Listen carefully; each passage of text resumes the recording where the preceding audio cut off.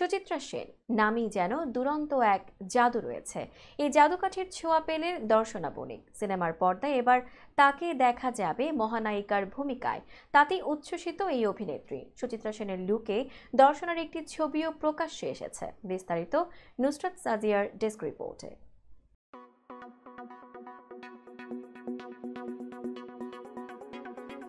স্বপ্নের চরিত্রে কাজ করার ব্যাপারে প্রায় তারকাদের একটি প্রশ্ন করা হয়, আর সুচিত্রা সেনের চরিত্রে কাজ করা বহু তারকার স্বপ্নের চরিত্রই বটে। সেই স্বপ্ন সত্যি হতে চলেছে পশ্চিমবঙ্গের অভিনেত্রী দর্শনা বণিকের। কিছুদিন আগেই বাংলাদেশের ছবি ওমরে যাকে আমরা সবাই দেখেছি ভাইরাল বেবি হিসেবে। কৃষ্ণেন্দু চট্টোপাধ্যায়ের পরিচালনায় তৈরি জমালয়ে জীবন্ত ভানু সিনেমায় অভিনয় করতে দেখা যাবে তাকে। রূপালী পর্দার অবিস্মরণীয় অভিনেতা ভানু বন্দ্যোপাধ্যায়ের জীবন অবলম্বনে তৈরি এই ছবি। মলাট রোলে অভিনয় করেছেন শাশ্বত চট্টোপাধ্যায়। এই সিনেমায় ৭৪ সিনেমার জনপ্রিয় দৃশ্য আবারও দেখানো হয়েছে। মাসিমা মালপোখামু। বাংলা সিনেমার দর্শকের কাছে এই সংলাপের জাদু আজও অমলিন। এই দৃশ্য দিয়েই শুরু হয়েছে জমালয়ে জীবন্ত ভানু সিনেমার প্রথম দৃশ্য। সংবাদ মাধ্যমকে দর্শনা জানান, ফেব্রুয়ারি মাসে তিনি দার্জিলিংয়ে ছিলেন। তখনই পরিচালক কৃষ্ণেন্দু চট্টোপাধ্যায়ের ফোন আসে। তিনি সুচিত্রা সেনের ভূমিকায় অভিনয় করার প্রস্তাব দেন দর্শনাকে। সুচিত্রা সেনের ভূমিকায় অভিনয়, দর্শনা যেন নিজের কানকেই বিশ্বাস করে উঠতে পারছিলেন না। সবটা শোনার পর আর না করার অবকাশই ছিল না। কলকাতায় ফিরেই আবারও ৭৪ দেখে ফেলেন অভিনেত্রী।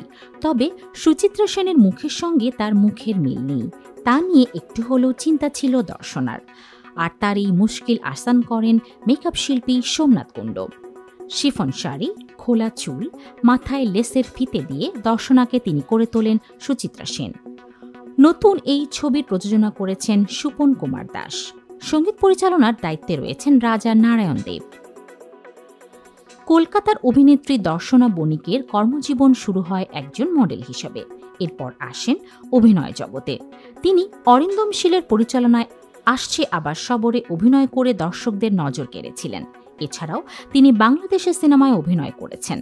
তার প্রথম মুক্তিপ্রাপ্ত বাংলাদেশের সিনেমা ছিল অপারেশন সুন্দরবন। আর অন্যদিকে অভিনেত্রী সুচিত্রা সেন মূলত বাংলা ও হিন্দি সিনেমায় অভিনয় করে জনপ্রিয়তা অর্জন করেছিলেন। তার দুর্দান্ত অভিনয়ের মাধ্যমেই তিনি বেঁচে আছেন ভক্তদের মনে। সুচিত্রা সেনই বাংলা চলচ্চিত্রের প্রথম অভিনেত্রী যিনি আন্তর্জাতিক চলচ্চিত্র উৎসব থেকে পুরস্কৃত হয়েছিলেন। তিনি উত্তম কুমারের বিপরীতে অভিনয় করেও বেশ খ্যাতি অর্জন করেছিলেন। তার উল্লেখযোগ্য কিছু সিনেমা হল সাত পাকে বাঁধা, দেবদাস, হারানো সুর, দ্বীপ জেরে যায়।